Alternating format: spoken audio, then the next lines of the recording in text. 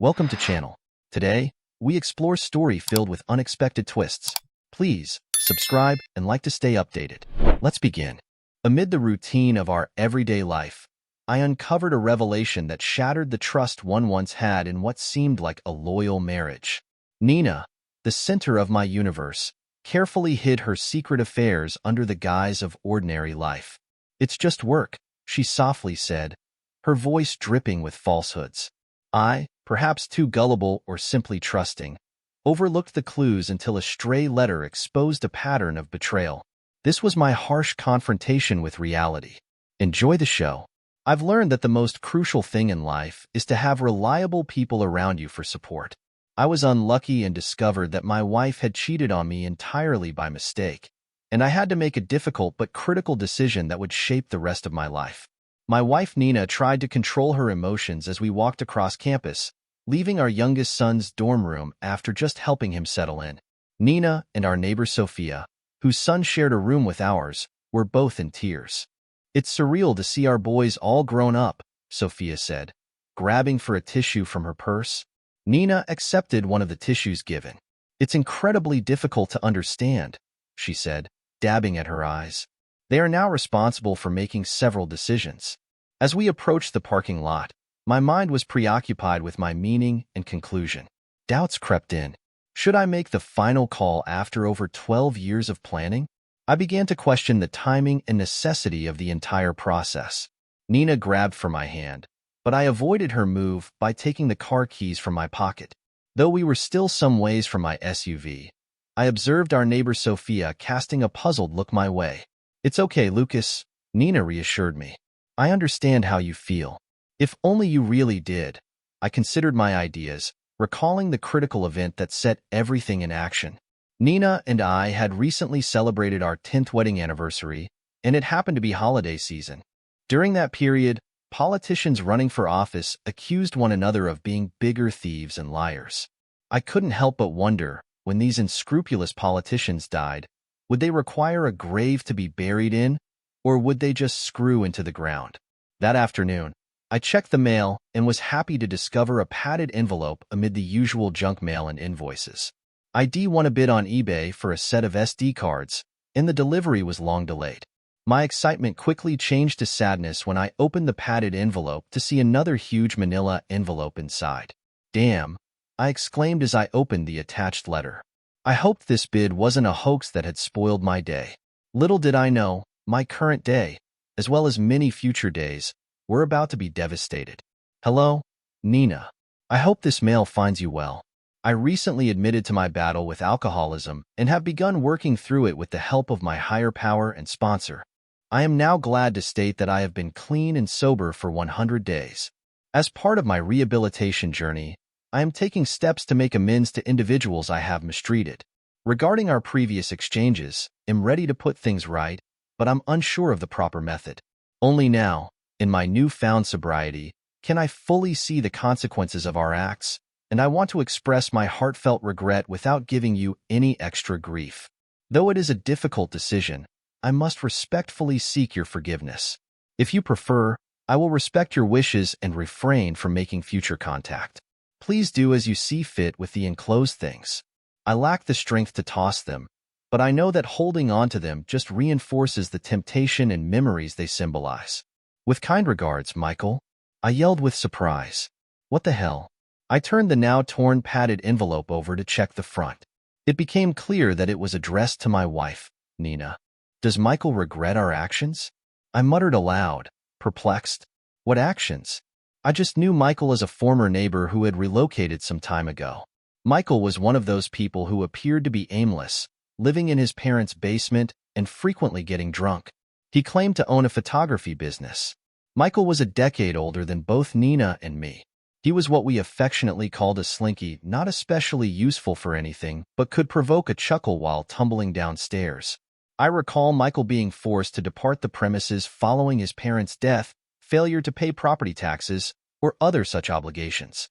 My thoughts were disorganized, and it took me a moment to realize I was still holding the smaller manila envelope. Pushing aside the padded envelope and letter, I eagerly ripped into the big manila package. A cascade of 3.5 photographs poured out on the table. Among them were other photographs of Nina, looking a decade younger in provocative poses. She was dressed in a clinging top and shorts, which reminded me of something from the past. Flipping over one of the photos, I saw there was no date. Stepping into my home office, I selected a framed picture from the collection of family images on my desk. It featured Nina sitting with our first kid, taken when he was less than 1 year old. Nina had given me this photograph for Christmas. She donned the same as in the freshly arrived images. Even the lighting was strikingly similar to the photos I held in my hand. Turning over the framed photo, I noticed it was from 11 years ago. Finally, I had a timeline to link with the enigmatic photos. I browsed through the photos, following Nina's transition from coy postures to bearing it all. With each layer of clothes removed, my heart rate skyrocketed. The final set featured Nina engaging in explicit actions, in stark contrast to her innocent beginning. Some photos appeared to be staged by the person behind the camera, with tilted viewpoints capturing Nina's humorous stare. 2 additional candid viewpoints revealed personal situations. Others were less controlled, possibly captured remotely or with a tripod, as seen by their off-center composition and slightly blurred focus. Collapsing onto my desk chair, a rush of dizziness washed over me, like if all the blood had left my head. How long had Nina been unfaithful? I permitted myself to look around at the collage of images on my desk depicting my family. I tried to see if any more of them had Michael's stamp. The assortment represented the evolution of my family. There was Nina at our wedding, Nina with my eldest son when he was a baby, then with both of our boys as they grew up. Except for the first photo, all of the others were the logos of various male photo studios. Suddenly, a terrifying thought entered my head: what if the boys aren't mine? I took the most current snapshot of my beloved wife and our 2 sons. They wore summer league baseball clothes. When I looked at my children, I felt the same sense of pride that every father does. Nonetheless, I attempted to take a more critical stance. While both boys had their mother Nina's facial traits, they appeared to inherit my body and jawline. I reclined in my chair, exhaustion overcoming me. This was not helpful at all. Then, a startling thought hit me, prompting me to go through the desk drawers. Among the contents, I discovered medical paperwork filled by my sons for the forthcoming baseball season. Back in my day, such papers just had emergency contact information. Nowadays, it was about 6 pages long, covering food allergies, insurance information, waivers, prescription, and consent paperwork. It struck me how the paperwork for my children's baseball league seemed to exceed the huge loss of the treaty that ended World War II, which could fit on a single sheet of paper. After some searching, I found the information I was looking for in the comprehensive form the blood types filled out by our family physician. I confirmed my blood type after taking out my Red Cross blood donor card from my wallet. Nina had the same blood type. We frequently laughed about the convenience of being able to donate to one another. Relief washed over me when I realized that my oldest son likewise had type O blood, according to his form. With bated breath, I scanned my young son's form for his blood type information. The blood type proudly declared itself a positive in large black letters. Even without a medical degree, a beginner high school biology student understands that 2 people with type O blood cannot have a child with type A blood. I had assumed that my world couldn't fracture twice in 1 hour. Yet it had. I stared at the words "a positive" on the screen for what seemed like an eternity, yearning desperately for them to change. However, they stayed unchanged. "You're a cheating woman," I screamed into the empty home, beating my fist against the desk. My mind was racing with confused thoughts. Should I end Nina's life? No. I should leave Nina. Perhaps murder and then departure?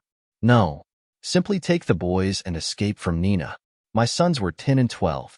I suspected that if questioned, they would support their father in a divorce. Or would they? Did they have a choice? These mental acrobatics lasted an hour, leaving me exhausted and without solutions.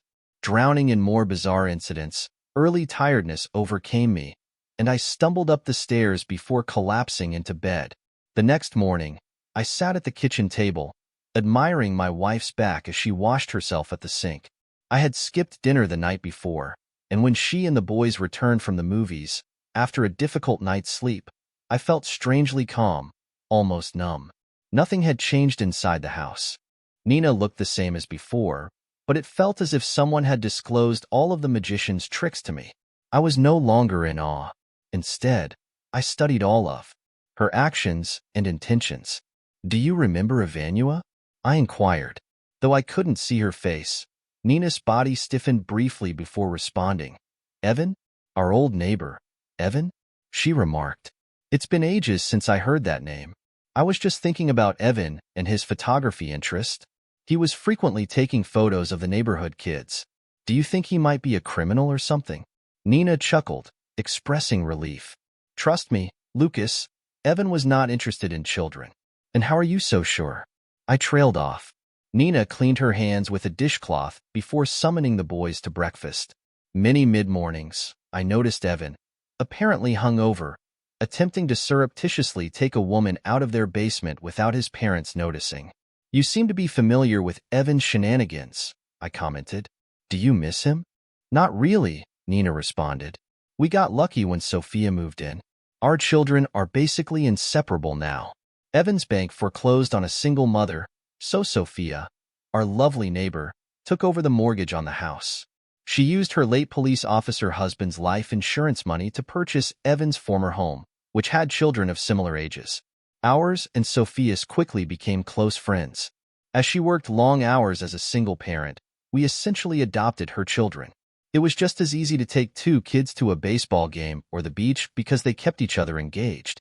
Nina often taunted Sophia about claiming her children as dependents on our tax returns. As a single mother, Sophia lacked the necessary skills to perform basic household maintenance. Nina playfully nicknamed me a house husband, but I wasn't quite ready to star in this old house. I was adept in the most basic house maintenance activities. My father, a competent craftsman, frequently joked, "If it can't be fixed with a hammer, it's an electrical problem." I didn't mind helping out at Sophia's apartment. She was gorgeous and a genuine MILF. Sophia never made any attempts toward me, and I also did not express any interest. My father stressed the importance of honoring our pledges, and I kept mine. Nina approached me and gently slapped my shoulder in jest. "Lucas, don't tell me you are still jealous of Evan after all this time. The guilty conscience speaks first." "Nina, do I have any reason to be jealous?" Nina took a seat at the table and avoided eye contact while stirring her coffee. "Of course not," she responded. "Evan was a harmless alcoholic who was constantly taking photos of everything. He might have been a good photographer if he hadn't been drinking so much." I rested in my chair silently. Nina took a fleeting peek up from her coffee mug before continuing. "Seriously, Lucas, we had only just begun. You were working 2 jobs and taking classes while I stayed at home with our baby all day. After watching Barney for 10 hours and changing diapers, I desired adult connection. Everyone in the neighborhood was busy. Evan was simple. Well, he was present." I stayed mute. Nina's frustration grew. "For heaven's sake, Lucas, do you really think I was out having relationships with some middle-aged alcoholic while the baby was sleeping? Stop being so self-absorbed." I placed aside my coffee mug. "Nina, you appear uneasy. They say that the best defense is a good offense. Do you have anything to share with me?" Nina's countenance became hostile, and she abruptly stood up from the table. Our chat was interrupted by the lad's loud entry into the kitchen. I silently stood up from my seat and made my way upstairs. I abandoned any hopes of reconciliation. While I thought my rage at Nina would subside, I knew that once shattered, trust could never be completely regained. "Are you positive you'll go through with this?" I questioned my brother Jason the next day in his office as he went through the photos, letters, and other documentation I had brought him. Jason, my brother from another set of parents, is from Eastern Europe, where his parents fled during the Cold War. They lived next to us throughout my upbringing. Jason tragically lost his parents in an accident when we were just 6 years old. A social worker initially handed Jason's care to my family as a temporary arrangement while they looked for other relatives or foster care. However, Jason ended up staying with us since his case appeared to fall between the gaps or become lost in the bureaucratic churn. During those early days, I didn't realize the importance of Jason's presence. I treated it as an extended visit. It wasn't until later that I recognized the financial pressure this put on our working-class family. When I later asked my mother how we managed, she simply shrugged and said, "We tighten our belts a little and stretch the soup with more water." My father was always willing to aid anyone in need. Despite being religious, he believed that faith should be proved through actions rather than recitations, and he had little regard for organized religion. At the conclusion of our meal prayers, Dad would always say, "May there be more around the table next time, and protect us from your followers, Lord." Dad treated Jason much like he did me and my brothers, which, given Dad's fury, may be good or harmful. When I asked Dad why he took on another mouth to feed when we were already struggling, he just shrugged and answered, "That's what a man does." Jason had exceptionally fair blonde hair reflecting his Eastern European origin, but I had darker skin due to our parents' Southern Italian background. It typically aroused eyebrows when we identified ourselves as brothers. At a father-son gathering with my dad and Jason, someone mentioned that the mother must have really pale skin. My father said, "Yeah, she's translucent." Jason studied tirelessly at the law faculty and graduated with a higher education. A famous law firm was looking for him, and he was rapidly progressing toward partnership. Despite the fact that Jason worked over 80 hours per week, he embodied the image of an aspiring lawyer. He owned a fancy car, an apartment with a view of the city, and a wealthy spouse of breathtaking beauty who accompanied him to high-profile events. However, Jason's world was turned upside down when his fiancée cheated on him with his partner in the office. Despite the treachery, Jason remained with the company until the end of the year to receive incentives and benefits. He then arranged for the departure of top lawyers and big clients from the firm. This enormous exodus finally led to the demise of his former employer, which survived several years until declaring bankruptcy. Jason now ran a small law firm focusing on contracts, wills, and other legal issues. However, the majority of his income came from functioning as outside counsel in significant trials. We remained close, even though we were married and had 2 children. While going through my paperwork, Jason said, "Lucas, I believe you are still reeling from the shock." I said sarcastically, "Take some time to gain perspective, like you did. You are my personal hero for how you handled the event at your former legal company." "Not everybody can be a hero," Jason responded, attempting to infuse humor. "Some of us must sit on the sidelines and applaud as the parade passes by." He then became serious. "Listen, Lucas, your wife Nina is someone most people find difficult to see beyond themselves. We tend to focus on how we are treated and ignore the consequences of our actions on others. Are you attempting to channel Yoda now?" I exhaled. "I want out of this disaster. My retaliation will be to ensure that the cheating woman receives nothing and that everyone is aware of what she did. I'm not going to allow a woman to think she can play games with me and then use hormones as an excuse to treat me like an idiot." "All right, Lucas. However, remember that wanting vengeance simply grants someone control over you. It demonstrates their ability to have a significant impact on you. Do not give them that delight. It's preferable to ignore the emotional hurt. I understand that it is not instantly satisfying, but it is the better method in the long run. Believe me, I've been there." Jason looked at his computer keyboard. "I do not specialize in family law. However, I know a guy from my previous practice who is a true shark. They call him Mr. Big Shot because he always deploys heavy artillery. This guy doesn't play around. Are you in? Are you sure you want to go this route? Go ahead and make the call, Jason." A week later, we found ourselves in a nice corner office downtown. Mr. Big Shot had just completed reading the large stack of paperwork I had brought in, including tax records, pay stubs, mortgage payments, paternity tests, wills, and so on. The list appeared never-ending. Mr. Big Shot took off his reading spectacles before speaking. "Let it go." I was caught aback by these statements from the intimidating lawyer known for his aggressive approach. "Lucas, I understand there is a relationship between you and Jason, so we'll be honest. Let it go." It took me a time to reply. "You mean I should just pretend nothing happened, smile, and tolerate being taken advantage of?" Mr. Big Shot reclined in his chair. "Exactly. Unless you have video evidence that your wife Nina force-fed your children Red Bull as toddlers and organized fights for profit." He made a motion towards me. "You currently have a beautiful wife, a home, and 2 great children. But with a little more effort, you may end up with a small apartment, no money, part-time custody of the kids, and your wife entertaining new male friends while you pay the bills.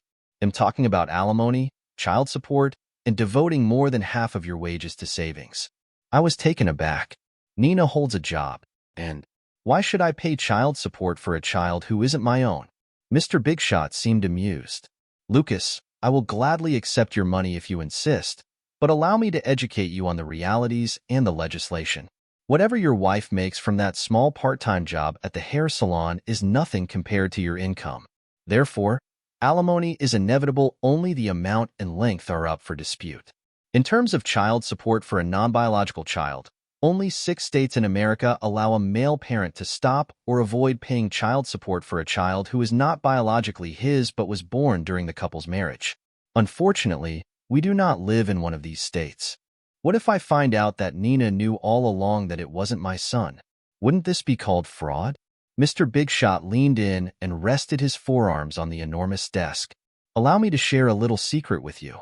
Assume we can prove that your wife knew the child wasn't yours, but still represented him as yours. That would technically be fraudulent. However, it is a unique type of fraud that has no consequences and demands no return. Even if your wife revealed in a full-page ad in the New York Times that you are not the father, she is under no legal responsibility to reimburse you or suffer any consequences in all 50 states. Remember the unfortunate man in Florida who was paying child support to a lady he was not even married to? He ultimately received a DNA test that proved the child was not his. Nonetheless, the court ordered him to pay support, arguing it was in the best interests of the child. The case is most likely still pending in the courts, and by the time it is finalized, the child will have turned 18. Even if he wins, he won't get any of his money back. Can I try to recoup some of the money from my wife's unfaithful boyfriend? Most states allow only the mother to seek reparation. Only 2 states enable you, as a male, to attempt to reclaim funds. However, you must show that both the boyfriend and the mother were aware of the deceit. In addition, you must demonstrate that there was a considerable detrimental impact on the child's well-being and family life. And Lucas, guess what? Unfortunately, our state lacks such a statute. I reclined in my chair as he proceeded to speak. Consider whether surrendering a man's pride is worth more than half of his assets, including spousal and child support. Money cannot buy back his self-esteem or restore his reputation. Is it better to stop things and take a chance on meeting someone who actually appreciates him than to suffer through a loveless marriage? Jason interjected, proposing that a marriage counselor could help them overcome these obstacles. Mr. Big Shot dismissed the suggestion with a wave of his hand. Counseling is helpful in fewer than 10% of situations. In my experience, it frequently warns the spouse, allowing them time to organize an exit strategy. More than 2/3 of women who attend therapy end up filing for divorce. Furthermore, more than 55% of women who cheat eventually leave their marriage, while the odds are slightly higher in jurisdictions with shared custody rules. Unfortunately, we don't live in one of those states. Our system is more of a winner-take-all scenario. The odds are strongly in favor of the mother in this case. How old are you? In your mid-30s? Yeah, I said, attempting to withstand the assault of emotional strikes. Lucas, I regret to inform you that statistically, the most usual age for a wife to cheat on her partner is 45. If your partner has already been unfaithful, the risk that they will do so again climbs dramatically as they enter their 40s. The initial agony and shame from the prior indiscretion may have subsided, but recollections of what made it wonderful or exciting tend to stay and magnify over time. It's similar to a high school player who scored the winning point but had an injury in the process. The mind tends to minimize the pain while exaggerating the value of the accomplishment. The need to relive that moment can become compulsive, whereas a middle-aged athlete may only be able to remember their children's sporting activities. A spouse may seek out extramarital connections in an attempt to rekindle the spark that began the affair. Jason expressed what everyone had been thinking: a cheater who has cheated before will continue to cheat. Mr. Big Shot extended his hands, palms facing upward. Nothing is absolute, but infidelity is on par with money as the second most common cause of divorce. I refuse to let it happen to me, I said between clenched teeth. You can swear all you want, Lucas, Mr. Big Shot said. Swearing is the intermediate step between fleeing and fighting. Damn it, I said quietly. Is staying together more economical? Mr. Big Shot mused, extramarital affairs cause concern for 68% of married couples. When children are present, the situation becomes more complex. Children with divorced parents are more likely to experience substance misuse, promiscuity, despair, and aggression disorders. In a divorce, there are no clear winners.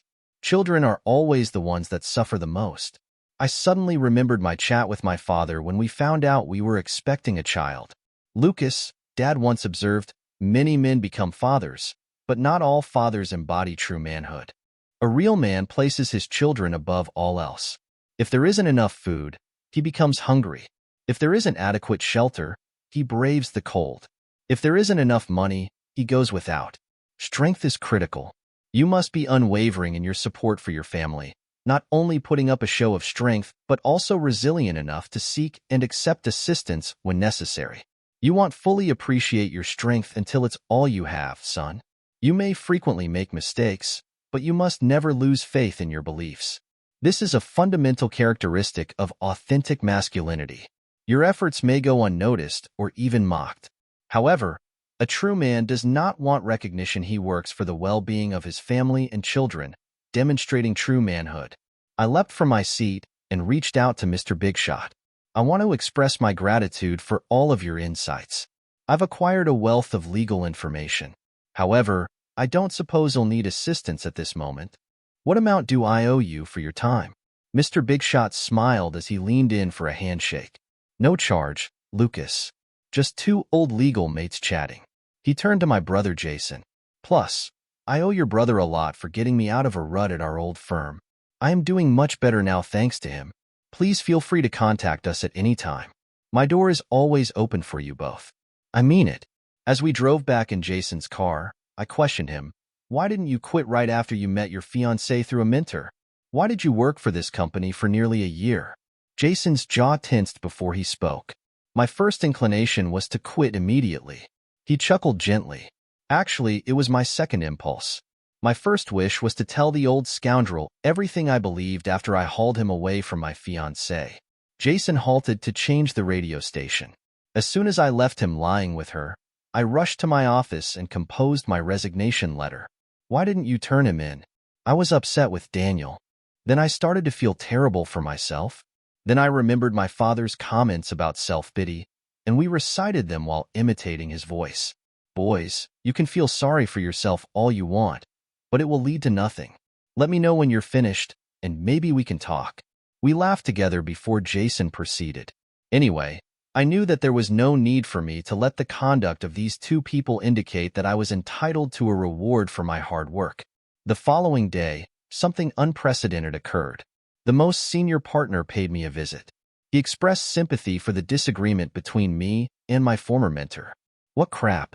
I made a substantial contribution to the company's operations, and he was only concerned that I would leave with valuable bills and compensated hours of work.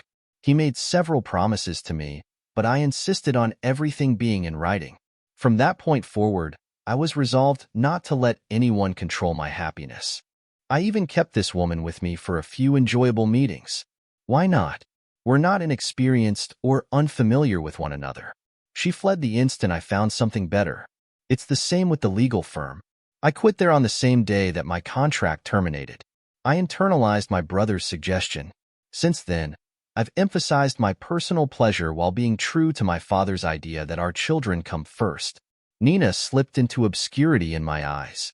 I decided to limit my interactions with her as much as possible. This became much easier a week after I met with Mr. Bigshot. Lucas, I have some fantastic news.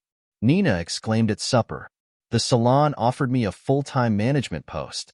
They'll have to work evenings and weekends at first, but I'm convinced you and the boys will be able to prepare your own meals for the time being. This layout worked perfectly. I left for work before Nina awoke, and when I got home, she was already at her job as a salon manager. By the time she finished work, I was fast asleep. On her days off, I informed Nina that I was participating in a darts league. In actuality, I chose to attend a couple of sessions with a therapist on my own. I discovered I wasn't much more messed up than the ordinary person. But more importantly, I realized that in addition to my responsibilities to my children, I was also accountable for my personal pleasure. What Nina had done, or would do was beyond my control. We are continually confronted with temptations, and it is our own weakness and duty to submit to them. To be honest, my sentiments for Nina altered as soon as I lost trust in her. Eventually, I stopped caring about her acts. While the initial intensity of my resentment for her conduct diminished with time, the bad feelings persisted. My full emphasis was on my children. Nina became more of a roommate with benefits. She was so caught up in her work that I doubt she even noticed. Meanwhile, the lads and I were having a great time.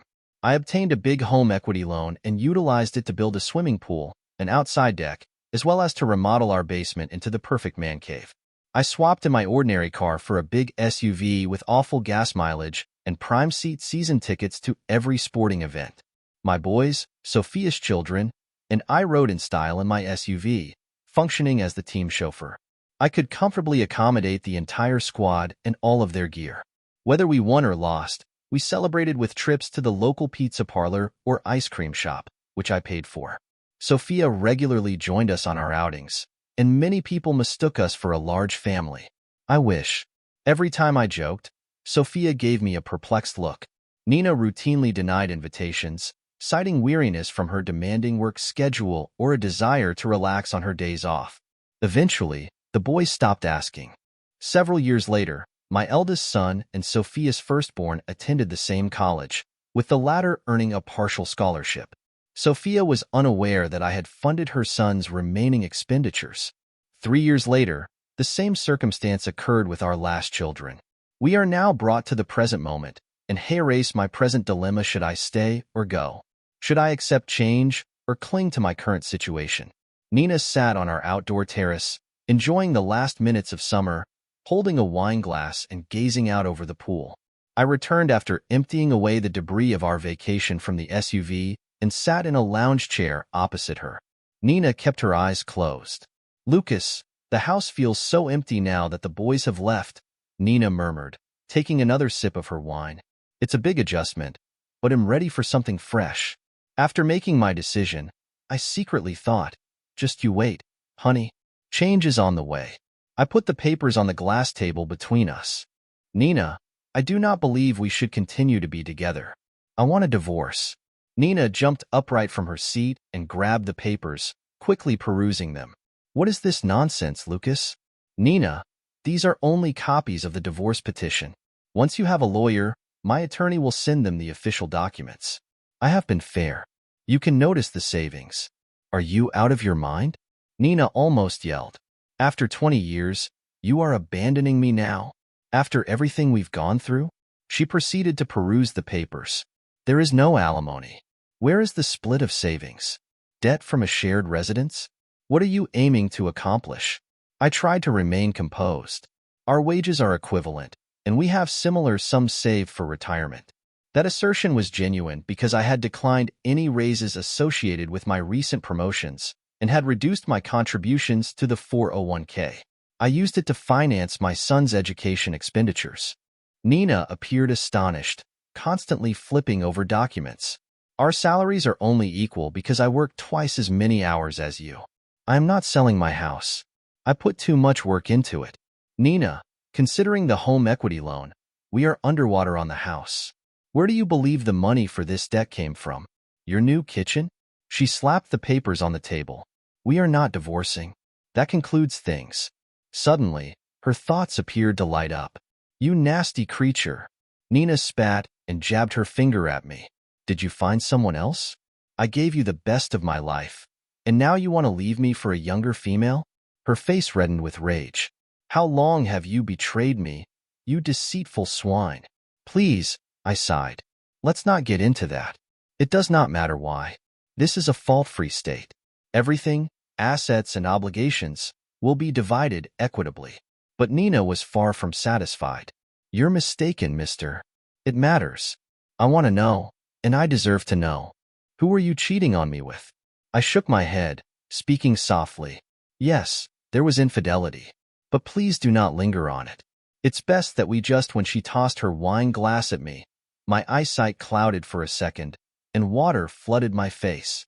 As I stood up and proceeded to the kitchen, I felt the glass ricochet off my back and hit the floor.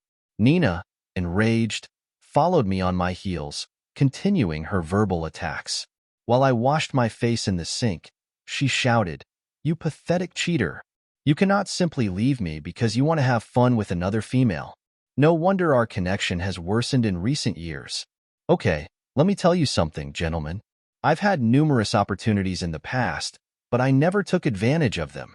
Nina's rant came to a sudden halt as I turned around and meticulously arranged images of her and Evan engaging in sexual activities on the kitchen table. With every new photo I posted, her expression of shock became more intense. She became pale and hurried to the sink, battling nausea. I browsed through the images and sat at the kitchen table. "Nina, it appears that you took full use of previous opportunities." Nina eventually finished vomiting, washed her mouth with tap water, splashed her face, and wiped it with a towel before joining me at the table. "Please, Lucas, put those away." Nina pushed the stack of images towards me with one finger, handling them like a dangerous snake. I put the photos in an envelope and tossed them into a drawer behind me. Nina buried her face in her hands. "My God, I'm not sure what to say. I was tired." "Nina, it doesn't really matter. I do not care." Nina reached for my arm. "Lucas, please listen. It was only one time. You must trust me on this." "No, Nina. I do not have to believe you on this, and I will not." I slumped back in my chair. "I mean, what? You'd never lie about cheating?" Nina clutched my arm more tightly. "It seems like decades ago now. I never realized how difficult becoming a mother would be. I was continuously sleep-deprived while caring for the infant, and you were fatigued from work. I felt as though I was losing myself, simply being another mom for you." I moved my arm away. "I was working 2 jobs and studying for the sake of my family, so I don't want to hear about tiredness." "Lucas, I understand," Nina begged. "I wish I could undo everything." Evan was simply a fun drunk. His mother would occasionally come to watch the baby for a few minutes, allowing me to spend some time with adults and keep my sanity. I tried to stand up. "Nina, I honestly don't care." Ignoring me, she proceeded. Evan was usually holding a drink, and I would eventually take a sip or two. He enjoyed snapping photos of me with his high-speed shutter camera.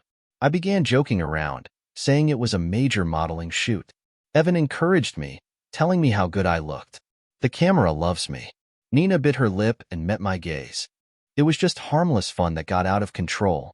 I tugged my shirt down to display my shoulder or lifted it slightly to reveal my belly button. Before I knew it, I was down to my bra. It didn't seem like a big deal, given how many people show up at the beach. I noticed Nina's eyes welling up with tears.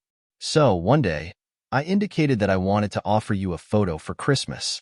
Evan volunteered to take the shot for free. Everything went extremely nicely. The photo turned out fantastic. Following that, our son fell asleep on the couch in Evan's studio. She brushed away a tear in her eye. I thought he was going to sleep, so I didn't want to wake him up. So Evan and I had a drink. Well, one drink led to a bottle, and that was in between my red days and your hectic schedule. You and I haven't experienced bedtime intimacy in a long time. When Evan started taking images of me, my bad girl appeared. He made me feel quite gorgeous. I felt very naughty when I showed Evan, but he kept encouraging it as if we were having a genuine photo session. I thought I couldn't be more startled than when I viewed the images, but that wasn't true. You mean you had pleasure with that damn drunk when my son was napping a few steps from you? I mumbled. My God, Lucas, I am so ashamed. I am not sure what came over me. I was like that such a girl of easy virtue, I recommended. Wait, I take it back. You traded your marriage for a photograph. Nina sobbed and lowered her head to the table. I mentally berated myself. I would not treat a stranger in this manner, let alone someone I previously cared strongly for. Nina, we cannot change the past, but we can take responsibility for our actions. Please sign these papers. We'll just say we drifted apart. Nobody outside our immediate family needs to know. Lucas, urged Nina, raising her tear-stained face from the table. It does not have to be like this. Please, that happened so long ago. It was insignificant and only a blip, a useless error with no lasting consequences. I took another set of documents from the folder and placed them in front of Nina, who scanned over them. Nina, every action has repercussions. Some are more crucial than others. What is this, Lucas? Nina inquired, scanning the charts and graphs scattered throughout the pages. These are our family's DNA test results and blood types. As you can see, one of us does not match, I explained. Nina gripped her chest and gasped for air. I hurriedly retrieved a paper bag from the kitchen closet. Breathe into this, I urged, placing the bag in her shaky hands. You're hyperventilating. Just slow down, take in natural breaths through your nose. It's easy. Nina's breathing returned to normal after about a minute. I returned to my seat at the table as she placed the paper bag down, her color gradually returning.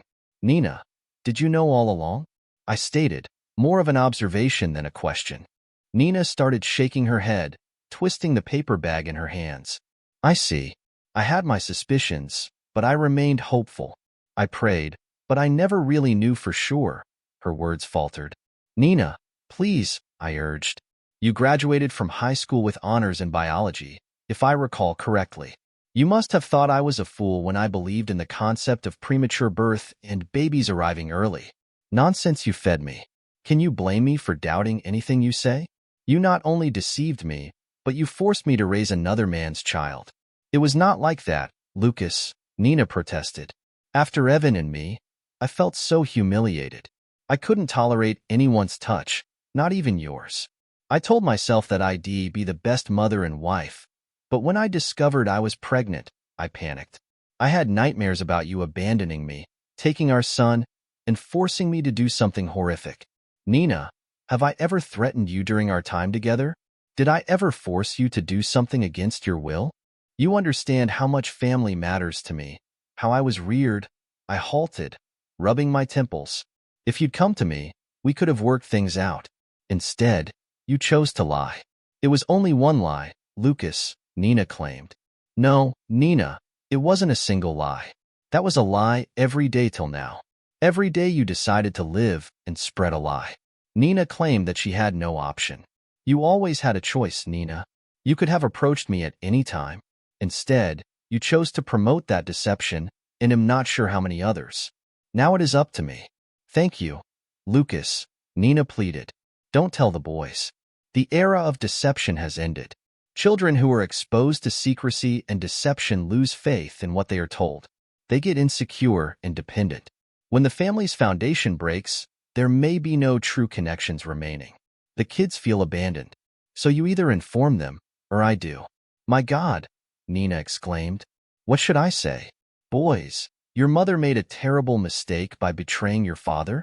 I couldn't help smiling. Nina, you might want to skip the section about the cheap, deceitful, ungrateful girl from the slums. How about we explain to the boys that their mother made a mistake, but they are still our boys and our love for them remains constant. The boys handled it really nicely, given the ubiquity of step-parents, two-parent households, and blended families among their acquaintances. It appeared that our position did not bother them too much. Nina, on the other hand, felt bitter. She insisted we could find a solution, lamenting the waste of the house on which we had worked so hard. But ID hit my limit and wanted to go on. Interestingly, dealing with the house proved to be more difficult than the divorce itself. Our bank, Megabank, made it extremely difficult to return the property. They impeded our attempts at short sales and offered contradictory information, with different personnel responding to the same questions. The paperwork was enormous, and it felt as if we were single-handedly diminishing Washington State's woods through written requests. Fortunately, my brother Jason obtained the assistance of a legal specialist in real estate transactions and legislation, who swiftly established that the big bank had violated not only their own standards, but also multiple state and federal regulations intended to protect homeowners with underwater mortgages. In an unusual turn of events, Megabank ended up owing us money. Despite being served with 4 registered letters, they failed to appear at the court hearing, resulting in a default judgment in which we were granted the house as well as court and attorney expenses. Things took a dramatic turn when our attorney, backed by 2 armed sheriffs, a writ, and a moving company, appeared at a giant bank branch to seize assets, furniture, and computer equipment after the bank ignored several notices to pay attorney expenses. Local reporters flocked to the site, and even onlookers pitched in to help remove bank fixtures. As the surprised bank manager sought to call someone higher up, with his office phone seized, he turned to his personal cell phone. When the David versus Goliath story received national exposure, our attorney and I briefly became superstars. While we are grateful for the unexpected purchase of the house, it has complicated our divorce settlement. Nina was adamant that she would not sell the house immediately. After much discussion, she agreed to pay me half of the rental value plus utilities such as gas, electricity, and water. We would split insurance and taxes equally, and any future sale proceeds would also be distributed evenly. Following my recent divorce, like any middle-aged male, I rented a dingy apartment while I worked out my future steps. Naturally, I joined a gym in an effort to get back in shape. Despite my antipathy to the gym, I found myself in the reception area, dreading my next lesson with my personal trainer. I heard a familiar voice. "Lucas, oh my goodness, it's great to see you." I turned around to see Sophia, my former neighbor. She looked great, dressed in tight training gear with the gym's emblem. Sophia greeted me with an embrace. Her figure remained solid as ever, and I couldn't help but have a similar reaction. "Sophia, you look wonderful," I remarked as she let me go. "What brought you here?" "I work here, Lucas, part-time at least," Sophia responded, glancing at the clipboard she was carrying. "And it appears I will be your personal trainer tonight. So, which machine would you like to start with? How about that vending machine?" I was joking. "I will purchase you the candy bar of your choice." Sophia chuckled as she guided me through a maze of daunting gym equipment, a big cry from what I recall from my high school gym days. I tried to hide any susceptibility, but after 90 minutes, I vomited twice. In typical pseudo-macho form, I lied, blaming my frequent trips to the bathroom on excessive coffee drinking at work. The weights at the gym must have been in metric units because pounds never felt so heavy. Sophia took pity on me and suggested we meet at a coffee shop after I staggered off to the locker room. She looked fresh and radiant as she grabbed my arm while we waited in line at a nearby cafe, whereas I felt completely tired. "Sophia, when did ordering coffee get so complicated?" Bewildered by her extensive specifications, I commented to the cashier. I recall when there were just 3 options: small, medium, and giant. Sophia chuckled. Her familiar, high-pitched chuckle echoed in my ears. "Lucas, simply tell the barista what you want, and he will prepare it for you." "Barista? Good grief." I shook my head in astonishment. "All good then? Give me something a guy can drink during a football game without being mocked." Sophia swatted my shoulder as we sought a table. "Lucas, I truly miss you." "Hell, Sophia, you just miss having someone do the free house repairs." Sophia breathed lightly on her coffee before responding. "So there's that. I'm sad for you and Nina," she replied, taking a sip. "It's difficult to believe she cheated on you." I almost choked on my coffee. "What? Who? How? How did you find out?" Sophia paused for a moment before setting down her cup. "Nobody told me. I've known you and Nina for a long time," she explained. "It's just an elderly cop's wife intuition. Nina has always had that I hope I don't get caught look, that look at what I got away with. She exudes a certain energy." I contemplated Sophia's comments. "So, Nina has never confided in you?"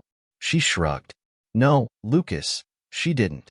Would it matter to you if she did, if you know more information?" I shook my head. "No, it's not about cheating, though that is part of it. It's more about the deception and lack of trust. I have about the same chance of trusting Nina again as a blind man with a microscope. Without trust," I gestured, "what is the point? The marriage is over." I sought to lighten the mood by explaining the amusing details of our home bank repo meeting, as well as the unusual position of sharing a house with Nina, which made Sophia laugh. I found myself absolutely enjoying the experience. We were both enjoying the chat so much that we lost count of time. Sophia suddenly glanced at her watch. "I hate to cut this short, Lucas, but I have to leave. The last bus is going to leave." "Not a problem, Sophia. I will give you a lift." "Thanks so much. My automobile will not start. I think it's the starter, and with work lowering my hours, money has been tight. I will have to wait until payday to have it mended." I checked my watch. "Stop waiting, Sophia. Why didn't you tell me earlier? Let's get a starter and fix it right now. We can get to the car parts store before it closes." "That would be incredible, Lucas. For the past month, I've been leaving home several hours early every day to catch the buses, and it's still a 30-minute walk from the closest station to work." Sophia hesitated. but I do not have the money right now. I motioned for her to dismiss it. Forget about it. You really need a car. Well, arrange for repayment whenever you're in a better financial position. Plus, all of my gear and things are still with Maymin in Nina's garage. I have not gotten around to moving them yet. Standing up, I extended my arm towards her. Come on, fair lady, the Prius hybrid chariot awaits. Sophia gave me a puzzled look. A hybrid Prius? What happened to your gigantic, muscular, manly SUV? I grimaced.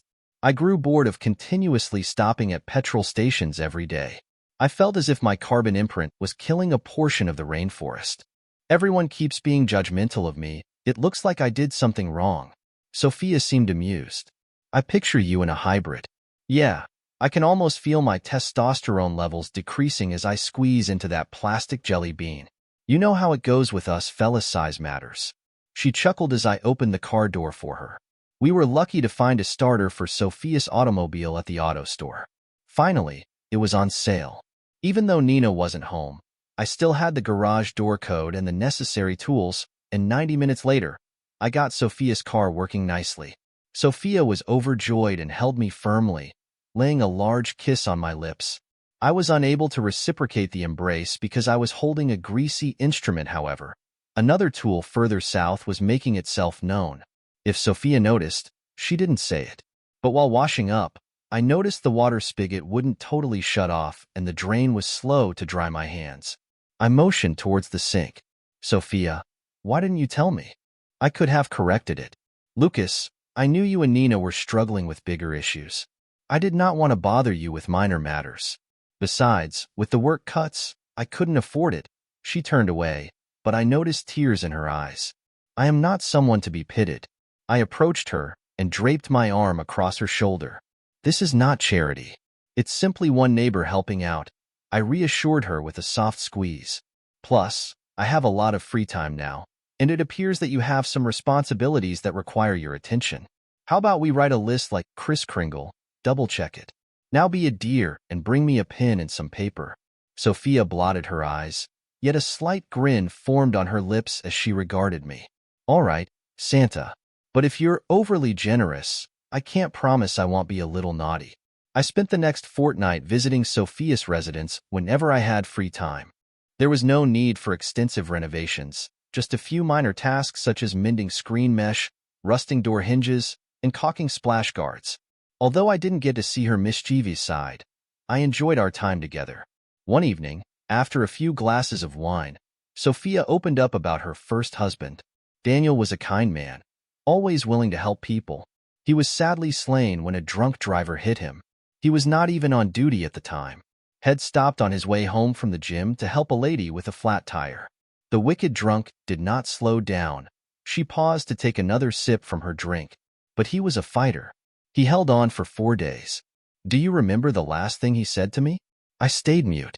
Sophia, tears streaming down her cheeks, conveyed that her husband's final words were not for himself, but for his family. He pleaded, look after our boys, take care of our boys, and take care of yourself. I approached her and comforted her as she proceeded. I never thought it would be like this. We did not receive any survivor benefits because he was not on duty. His small life insurance coverage helped us obtain this home. The police force cares after its own, and his comrades were always helpful. However, I needed to relocate regardless of their goodwill. Being near them acted as a continual reminder of his death. I never imagined it would be that difficult. I let Sophia cry, knowing that sometimes quiet speaks more than words. The following morning, I was under the bathroom sink, repairing the drain, when I felt a tap on my foot. Lucas, where did you disappear last night? I heard Sophia's voice question. I returned to my scruffy little apartment, I responded, removing the drain trap. You were very out of it, so I made sure you were in bed before leaving. Coming out from under the sink, I extended my hand to show Sophia the jammed drain trap. Goodness, look at all the hair. Have you ever bathed a long-haired dog in the sink? Suddenly, the front door opened, and I heard footsteps and a high-pitched voice. Where is he? What are you doing to my spouse, you terrible woman? I lifted my head out from beneath the sink, smacking my forehead in the process. I saw Nina's feet in the bathroom doorway. You are a wretch. Nina screamed at Sophia. Leave him alone. I jumped to my feet, putting myself between a shocked Sophia and an angry Nina. Nina, what are you doing here? I inquired, hoping to settle the atmosphere. Nina shifted her focus from Sophia to me. Lucas, I know exactly what's going on. Every night you leave this woman's house unkempt and sweaty, as if you had worked in the fields. I understand what you've been up to. She stopped as if to gather herself. I realize you want to get back at me, but you've had your fun with this woman. It is time for us to reconcile. I was so stunned that I couldn't say anything. Nina, reconciliation is not an option. A squandered opportunity. Aside from that, Sophia and I had nothing before. Before Sophia said anything, I felt her arms wrap around me from behind. That's correct, Nina. Nothing occurred. But you know what? That will change soon. My husband, God rest his soul, always reminded me to take care of myself, and I'm going to start right now by taking your ex-husband upstairs and doing anything I can for him. Nina and I stood speechless. Sophia stepped away from me and led Nina out the open front door. Don't be a stranger. Call me first. We will be busy for a while. Sophia closed the door behind Nina, who remained mute. When Sophia returned to me, I found my words. Sophia, it happened. Thank you for your encouragement and self-esteem boost, but it was unnecessary. Sophia stood directly in front of me. Are you certain you want to continue? Sophia hugged me. Lucas, I have known you for longer than I have known my husband. I loved him more than anybody else and fulfilled my commitments to him by raising our boys. Now it's time to keep another commitment he made to himself to take care of himself. She took my hand and brought me upstairs to the bedroom. I couldn't tell who was more anxious. I was concerned about not messing things up, and Sophia hadn't been in a relationship with a man in about 20 years.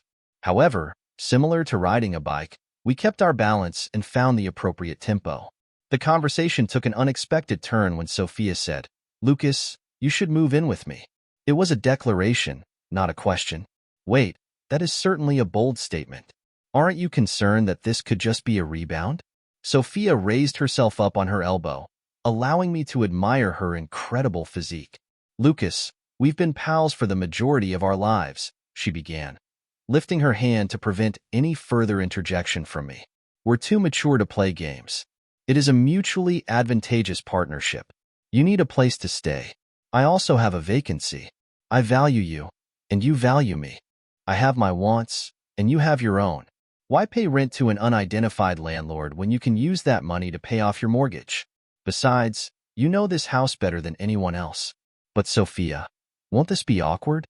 I pointed across the street to my former home where Nina lived. Sophia simply shrugged. Not my concern. I've stopped worrying about other people's opinions. Your opinion is what matters. Your former house is still in your name. That is a huge investment, and what better way to protect it than to keep an eye on it daily? So we complied. It felt strange for a while. Nina carried residual anger over the entire ordeal. She seemed incapable of moving forward. Damn you, Lucas, Nina exclaimed one day while I was mending a crack in her driveway. When are you returning home? This is lunacy. You understand that you belong with me. What can I do? I apologize for everything. Simply tell me what needs to be done to make this all disappear. I saved the sealant before answering. Nina, you're sorry, and so am I. The truth is we are not reconciling. You need to get on with your life. Find someone else. Like who? Nina replied. I work at a salon with non-traditional hairdressers, and the majority of my clientele are first wives. She looked down at the ground. I never imagined I'd be one of them. I stayed silent and started gathering my equipment. Thank you, Lucas, Nina begged. Can't you give me another chance? Let us forgive and forget for the sake of our sons. With the holidays approaching, we need to be together. Nina, I have forgiven you, but you passed up possibilities every day for more than a decade. As for forgetting, I shook my head. The holidays are definitely approaching. The boys will be home from school, and we will be able to enjoy separate dinners at both your and Sophia's homes, with all of the kids like we used to. Nina crossed her arms defiantly. I refuse to have that woman in my home. I will not enter that woman's residence. I just shrugged. I guess we will miss you. Given their parents' new living arrangements, I predicted that the children would find the holidays uncomfortable. However, my anxiety was unfounded, as both sets of children adapted successfully. It's a good result, but it's remarkable how little appears to bother their generation, isn't it? The lads managed to attend 2 dinners without disturbing either mother. Eventually, the kids persuaded Nina to pay a brief visit to Sophia's house before Christmas. Even if Sophia invited her to stay longer, Nina declined. Sophia assures me that she has no ill will towards Nina and that I am welcome to spend time at her property for repairs or events involving my boys and Nina. I doubt they'll ever rebuild their friendship, but Nina appears to be warming up and becoming more courteous with Sophia over time. After a year together, I'm overjoyed.